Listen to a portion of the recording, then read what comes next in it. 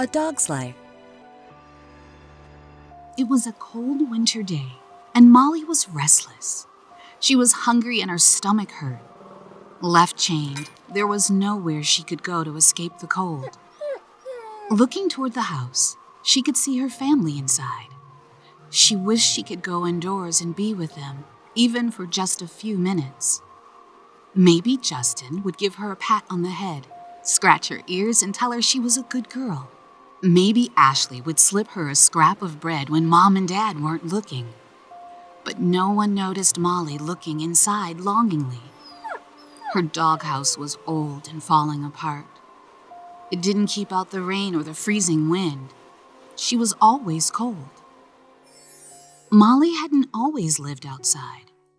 When the family brought her home as a puppy, she lived indoors with them. Justin liked to play tug-of-war with her.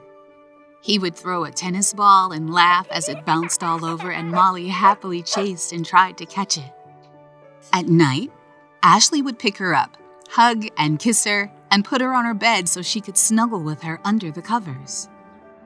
But sometimes, Justin and Ashley waited too long before taking Molly outside, and when she just couldn't hold it any longer, she would have an accident on the rug.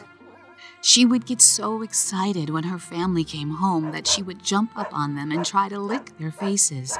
That's the way dogs greet each other in the wild. But Dad would get angry and push her away. This confused Molly. Why weren't they happy to see her? Once, when she had been left home alone all day, Molly got bored and chewed on the legs of the sofa. She was teething and needed something to chew on to loosen her baby teeth and soothe her aching gums. She didn't realize that her family considered the couch for humans only. Those legs looked so tempting, just like the sticks Justin would throw for her in the yard.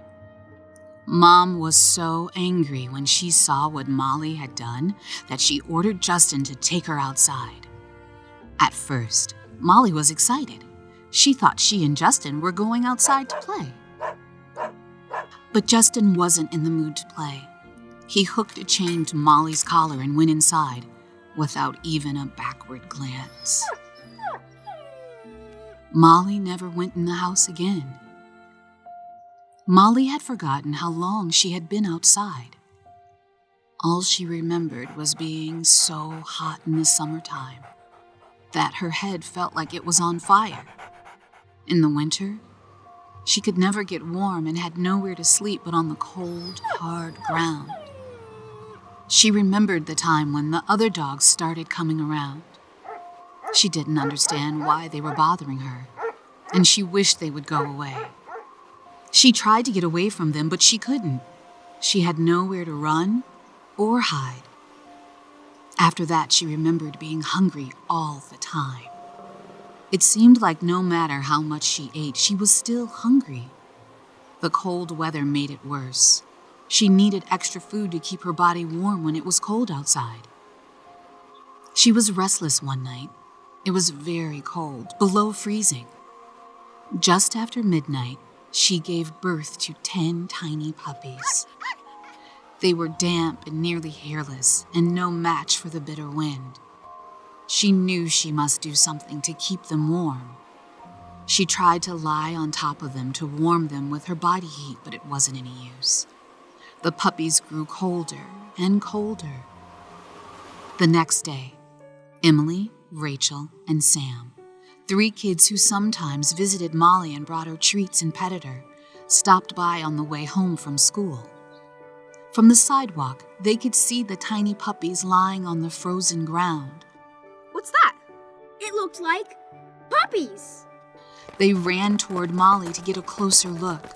She was so excited to see them. Maybe they could save her puppies.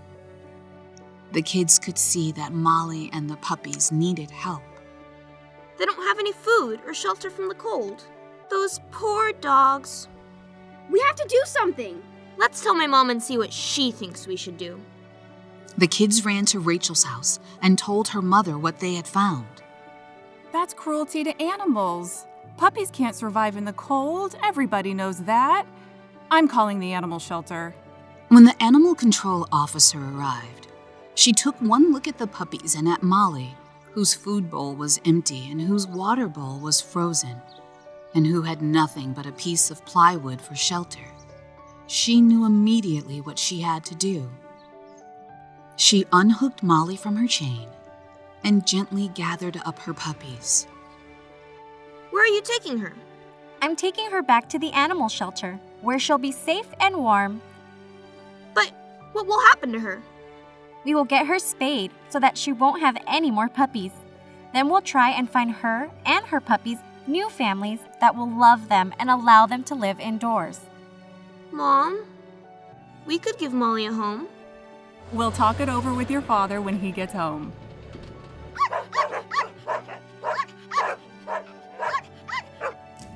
A week later. Are you kids ready for some lunch? Okay, Mom.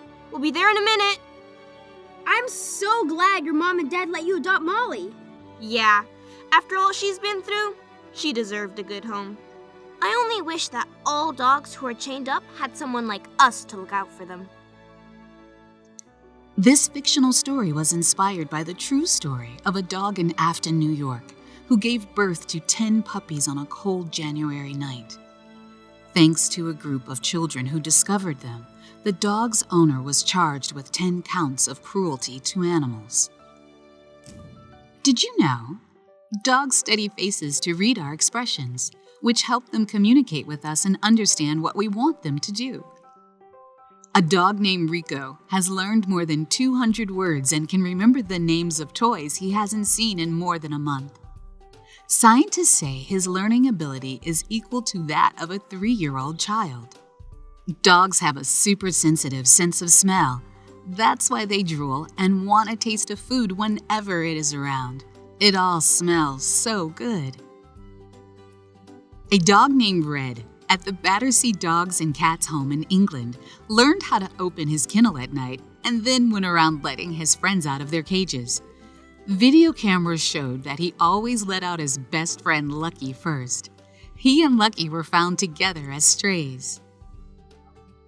Danelle Ballingee's life was saved by her shelter mutt Taz after she fell 60 feet down a cliff while jogging. Taz ran back to Danelle's truck and when a search team arrived, led them 5 miles up the trail to where Danelle had fallen. Friends don't chain friends. Let dogs live indoors. Do you want to help dogs and other abused animals? Check out PETAKids.com today for information, games, contests, and more. For more free comics, email PETAKids@PETA.org.